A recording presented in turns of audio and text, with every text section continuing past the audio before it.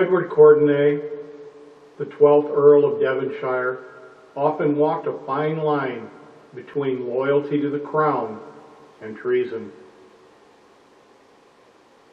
This 5-year project revealed that the correspondent that exists was allowed to exist.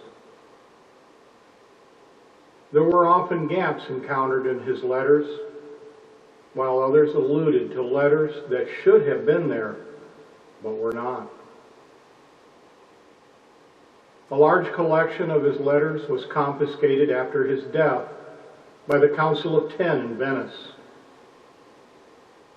The letters were reviewed, marked, and then returned to the box that they were in, but the majority are missing, as was noted by the editors of the calendars of state papers. Furthermore, Courtenay's name was often omitted from translations or decipherments of letters involving King Henry II of France.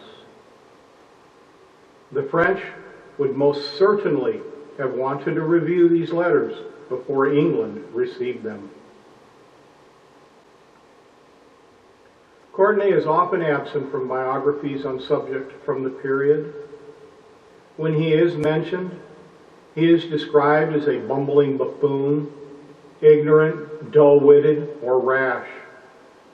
He is actually quite the contrary, as I hope the material in this book will demonstrate.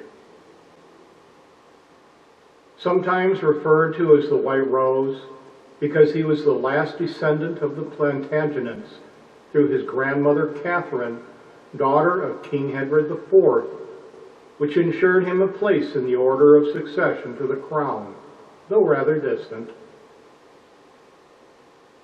He spent over half his life imprisoned in the Tower of London for crimes that his father committed during the reign of King Henry VIII. Mary Tudor finally released him when she seized the throne from Jane Grey after only a 9-day reign, and Courtenay was soon regarded as a worthy husband for Mary.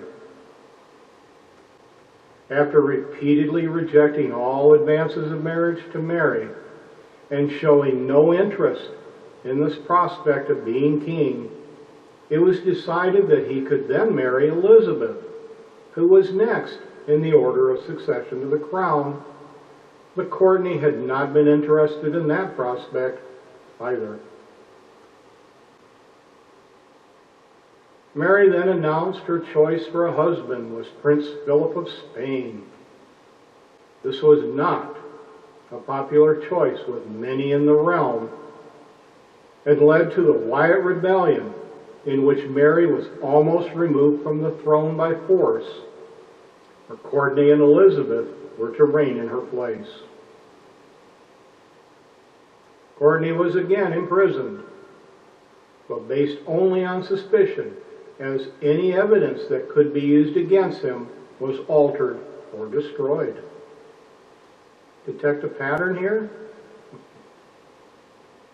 Released about a year later, he was sent out of England, where he traveled through France, Belgium, and Germany, and finally arrived in Italy, where his activities will most likely remain enshrouded in the shadow of the White Rose.